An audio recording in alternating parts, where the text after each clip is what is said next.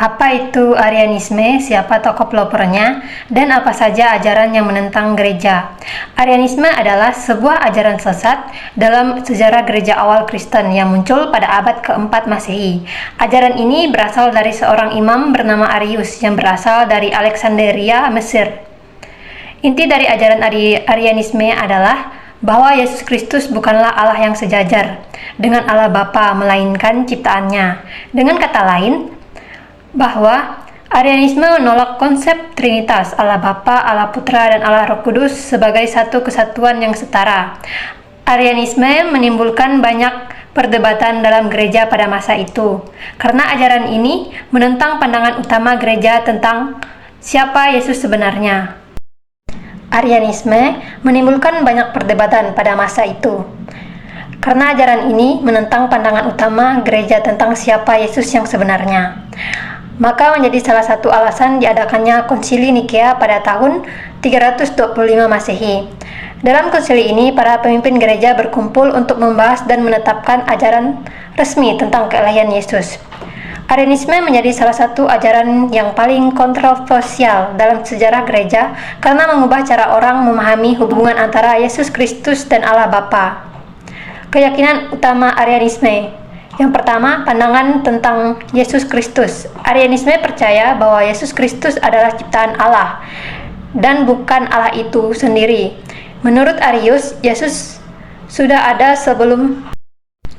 Keyakinan utama Arianisme, yaitu yang pertama, pandangan tentang Yesus Kristus. Arianisme percaya bahwa Yesus Kristus adalah ciptaan Allah dan bukan Allah itu sendiri.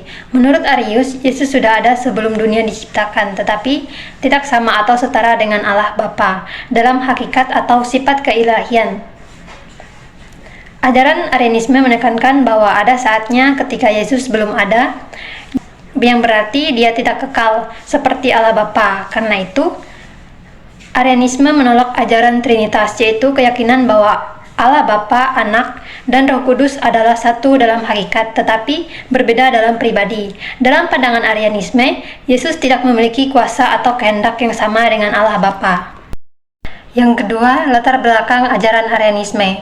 Arianisme muncul ketika gereja Kristen yang sedang berusaha memahami dan merumuskan doktrin tentang siapa sebenarnya Yesus.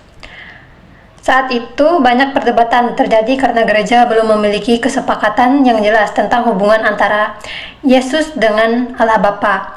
Arius mencoba menjelaskan hubungan ini berdasarkan ayat-ayat dalam kitab suci. Salah satu dasar pandangannya adalah pada Yohanes bab 14 ayat 28, di mana Yesus berkata, "Bapa lebih besar daripada aku."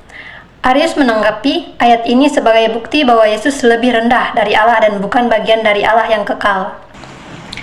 Pada Konsili Nikea pada tahun 325 Masehi yang membahas tentang menyelesaikan perdebatan itu, gereja mengadakan Konsili Nikea pada tahun. Yang ketiga, penolakan terhadap Arianisme. Ajaran Arianisme ditentang keras oleh banyak pemimpin gereja pada waktu itu. Salah satunya adalah Athanasius dari Alexandria. Athanasius berpendapat bahwa Arianisme bertentangan dengan ajaran Kristen sejati karena meragukan keilahian Yesus Kristus dan hubungannya yang sejajar dengan Allah Bapa. Pada Konsili Nikea pada tahun 225 Masehi, dalam konsili tersebut, para pemimpin gereja menyusun pengakuan iman Nikea yang menegaskan bahwa Yesus Kristus adalah substansi yang sama dengan Bapa, disebut Homoiousios dalam bahasa Yunani. Ini berarti bahwa Yesus memiliki keilahian yang sama dengan Allah dan bukan ciptaannya. Dampak dari pewaris ajaran Arianisme. Yang pertama, konflik dan perpecahan. Meskipun Nikea sudah menolak ajaran Arianisme, ajaran ini tetap bertahan dan bahkan didukung oleh beberapa kaisar Romawi. Hal ini menimbulkan konflik yang berkepanjangan di dalam gereja dan menyebabkan perpecahan antara kelompok yang pro dan kontra terhadap Arianisme. Pengaruhnya terhadap gereja yaitu perdebatan tentang Arianisme mendorong gereja untuk lebih memperjelas dan merumuskan ajaran tentang Trinitas. Perdebatan terhadap Arianisme akhirnya membantu doktrin Trinitas yang kemudian diterima secara luas oleh gereja Kristen Ortodoks. Apa itu Nestorianisme? Siapa tokoh pelopornya dan apa saja ajaran yang menentang gereja? Nestorianisme adalah suatu aliran dalam sejarah gereja yang dianggap bid'ah atau sesat oleh gereja Ortodoks dan Katolik. Tokoh pelopornya itu bernama Nestorius, yang merupakan seorang uskup dari Konstantinopel yang dinyatakan sesat atau bid'ah oleh gereja Katolik Roma. Dalam konsili Efesus dan konsili Chalcedon, ia berasal dari Antioquia dan dikenal sebagai seorang teolog yang terpengaruh oleh sekolah Antioquia, sebuah sekolah yang lebih menekankan pemahaman rasional dan perbedaan antara kodrat manusia dan kodrat ilahi Kristus, dibandingkan sekolah Alexandria yang lebih menekankan kesatuan kodrat.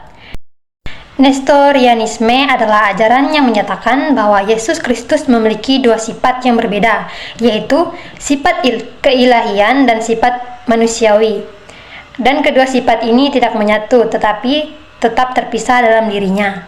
Menurut ajaran ini, bagian manusiawi dari Yesus ialah Yesus, yaitu yang wafat di kayu salib, bukan bagian ilahinya, karena Allah Maha Kuasa tidak mungkin menderita atau mati.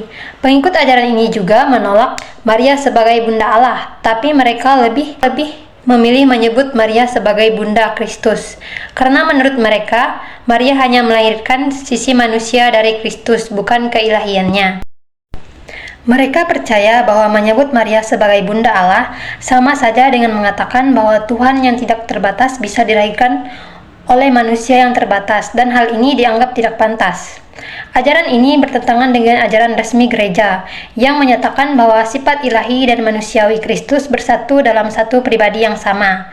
Gereja menolak Nestorisme karena dianggap membelah pribadi Yesus Kristus menjadi dua, sehingga mengancam dasar iman Kristen bahwa Yesus adalah satu pribadi dengan dua kodrat ilahi dan kodrat manusia, yang bersatu secara tidak terpisahkan. Penolakan resmi terhadap ajaran Nestorius terjadi dalam konsili Efesus pada tahun 431 Masehi, yang menegaskan bahwa Maria benar disebut Theotokos karena yang dilahirkan adalah pribadi Yesus Kristus yang sekaligus adalah Allah. Konsili ini juga menegaskan bahwa Yesus Kristus adalah satu pribadi dengan dua kodrat, bukan pribadi yang terpisah.